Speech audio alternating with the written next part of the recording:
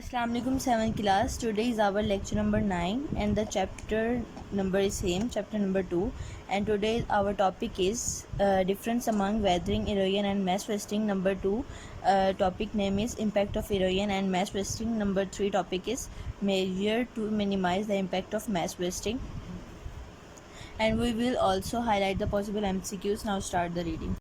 So students, in our today's lecture we will learn about the difference among weathering, erosion and mass wasting. इनमें difference क्या है, ठीक है. Weathering, the rocks are not transferred to any other place after breakdown. जो weathering है उससे मतलब जो rocks है, पत्थर हैं, वो एक जगह से दूसरी जगह मतलब टूट के नहीं गिरते. There are two other processes in weathering.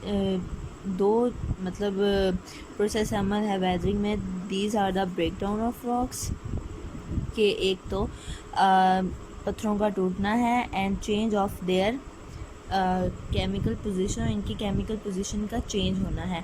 Also highlight this line for MCQs. Sometimes this process occur collectively. बाज़ औक़ात जो ये दोनों प्रोसेसेस हैं वो एक साथ ही मतलब अकर हो जाते हैं एंड समटाइम्स सेपरेटली और बाज़ औक़ात अलाइदगी से.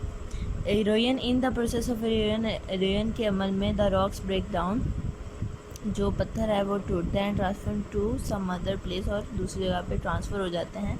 ड्यूरिंग एरोजन के दौरान not only the rocks are worn and torn, के जो पत्थर हैं ना कि वो टूटते हैं but also the eroded stuff is transfer to other places, और ये जो स्टफ़ है पत्थरों का टूटा हुआ वो दूसरी जगह पे ट्रांसपोर्ट हो जाता है. mass wasting, in mass wasting the earth's stuff moves from higher to lower position due to earth's gravitational force. जो स्टफ़ है अर्थ पे मतलब पत्थर वगैरह का टूटना हुआ है वो हाई से लो पोजीशन वाले मतलब ऊपर से नीचे को गिर जाते हैं ग्रेविटेशनल फोर्स की वजह से.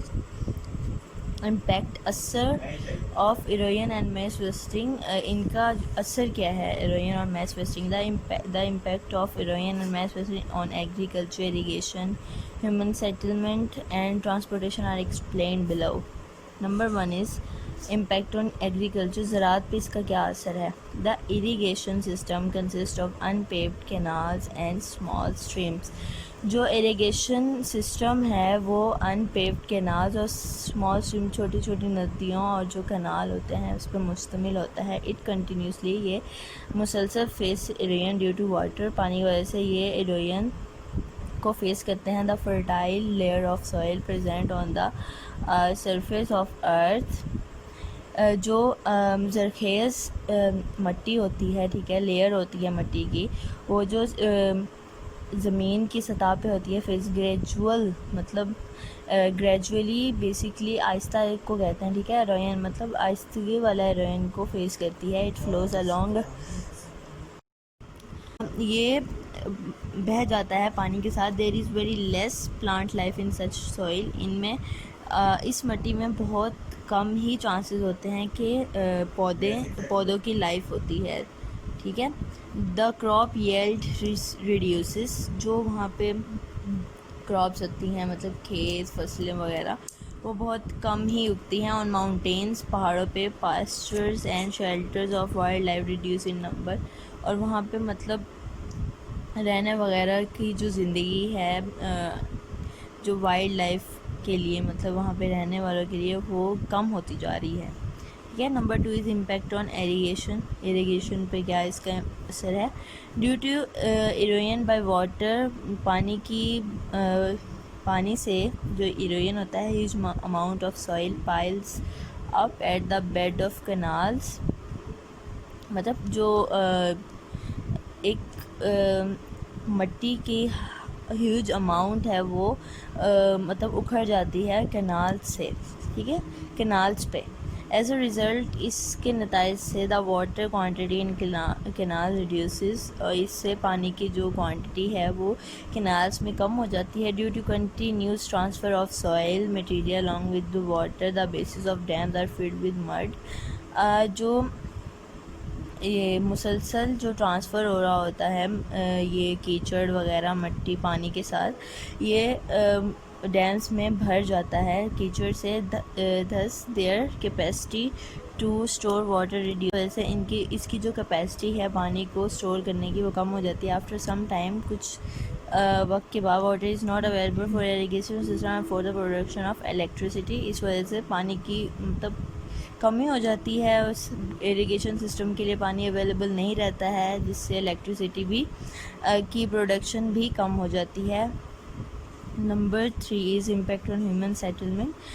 जो इंसानी ज़िंदगी पे क्या असर पड़ता है। Due to flow of soil and mud and land sliding in hilly areas. पहाड़ी इलाकों में ये जो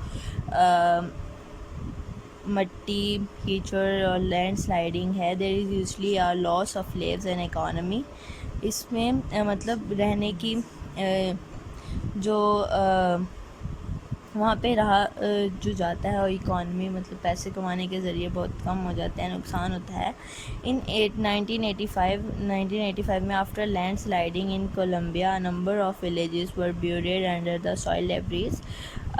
1985 में लैंड स्लाइडिंग के बाद कोलंबिया में जो वहाँ पे गांव हैं वो मतलब मट्टी के मलबे तले दब गए थे। Such accidents usually occur in the northern areas of Pakistan. इस तरह के हालात पाकिस्तान के नॉर्दर्न एरियाज़ में होते हैं। Also highlight the lines for MCQs।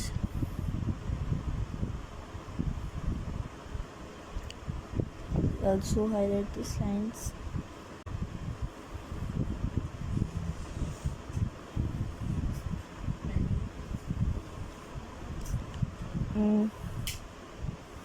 Okay.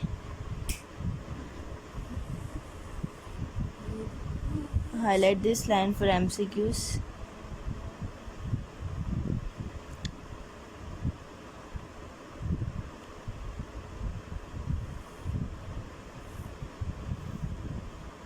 Number 4 is impact on transport system. जो ट्रांसपोर्ट का सिस्टम है, जहाँ से लोग आते जाते रहते हैं, उस पर क्या असर है। इन हिली एरियाज़, पहाड़ी इलाकों में, soil flow and land sliding are very common. यहाँ पे सॉइल फ्लो और जो लैंड स्लाइडिंग है बहुत आम है।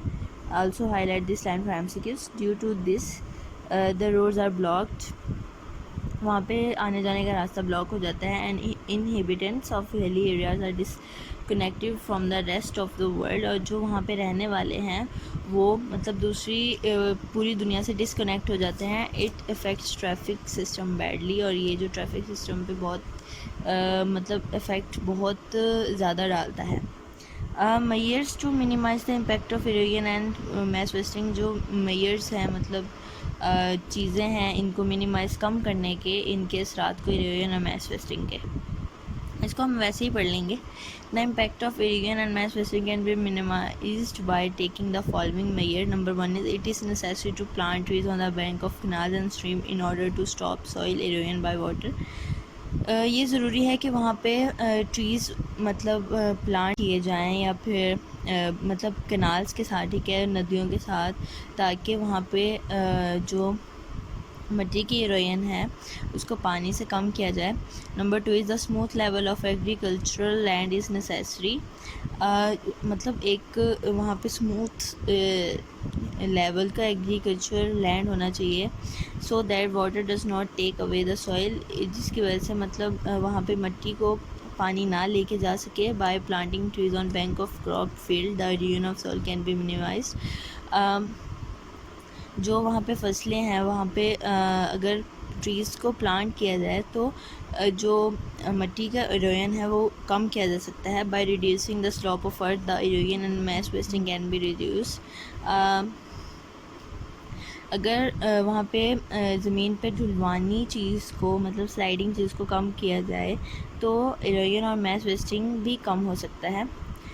Highlight this lines for MCQs. Number 3 is to reduce erosion and mass wasting on the surface of slopes. It is necessary to stop the cutting of trees on mountain slopes and plant more trees. इसको कम करने के लिए erosion और mass wasting को ये चाहिए कि वहाँ पे जो माउंटेन्स है उसके साथ दरख्तों को कट ना किया जाए, इवन के मज़ीद प्लांट्स उगाए जाएँ। Number 4 is settlements should be avoided in areas where there is danger of alien and mass. अगर वहाँ पे लोगों का रहने का चीज़ें मतलब सेटलमेंट को अवॉइड किया जाए जहाँ पे एरोगन और मैस वेस्टिंग का ख़तरा हो.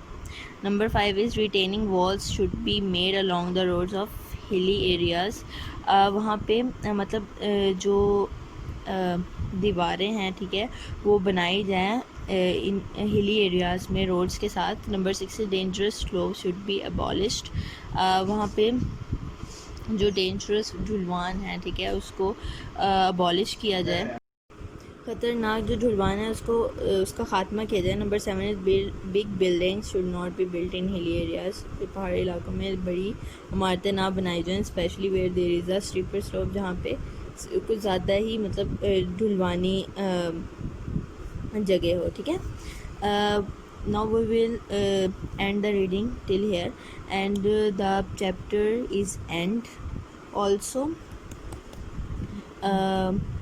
you will mark these MCQs as well that are given in exercise. Now all highlight all the MCQs. Jazakallah khair.